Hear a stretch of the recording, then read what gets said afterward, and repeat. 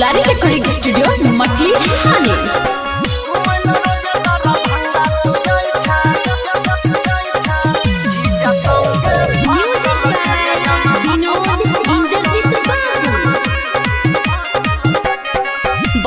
छोरा किया लबर लबर तोरा बनैबो नहीं आपन लवर रे सुना हाँ रे बोला बजज छोरा किया लबर लबर तोरा बनैबो नहीं आपन लवर उठुने छोरी उठा ललिया लगाई के उठुने छोरी उठा ललिया लगाई के सबके नजरिया में धंसल छे घुमैला रोजे दरा भंगा तू जाई छे जीजा संगे फसल छगे जाना घुमैला रोजे मधुबनी तू जाई छे जीजा संगे फसल छे अरे तू देखली अरे हां गे घुमैला रोजे दरा भंगा तू जाई छे डीजे रंजन बिस्की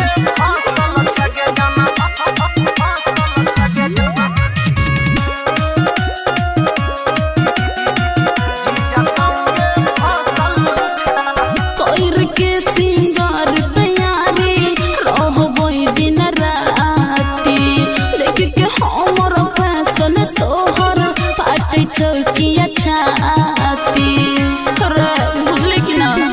आगे जीजे पर लूटाई दे बही सबटा तू प्यार गे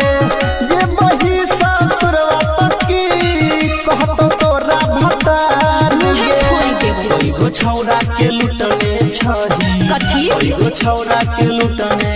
छही कते के देख के हंसल छे घुमैला रोजे दरा भंगा तू जाई छे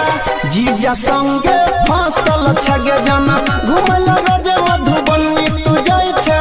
जीजा संगे फसल छे अरे मुंह में फोड़ दे मुंह संभाल के बोल अगर धीरे धीरे मन चोट लगेगा घुमैला रोजे दरा डीजे रंजन बिस्की जीजा संगे फसल छगे जाना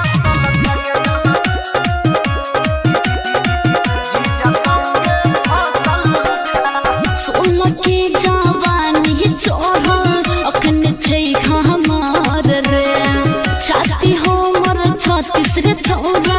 बक्स छै का हमार रे बैठ के बुलेट बजाई छे छौड़ी तू मार्केट गे जीजा के हाथ से चाउमीन खाई छे छौड़ी फुल प्लेट गे अनिल सोनी सागर कहै छौ अनिल सोनी सागर कहै छौ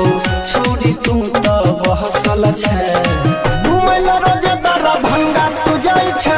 जीजा संगे फसल छगे जाना घुमैला रोजे मधुबनी तू जाई छे जीजा संगे फसल छे